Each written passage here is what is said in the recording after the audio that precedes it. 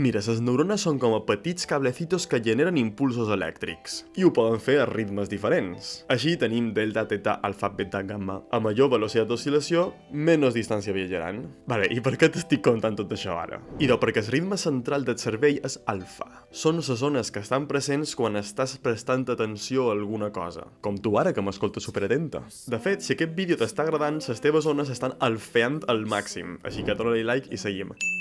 Resulta que si m'escoltes a mi, no escoltes a la resta. I és que, de fet, en el teu cervell hi ha una batalla constant entre prestar atenció a alguna cosa i deixar de fer-ho. Els sentits estan enviant senyals tot el rato en el cervell i aquest el que ha de fer és intentar obviar-les. No és gens fàcil.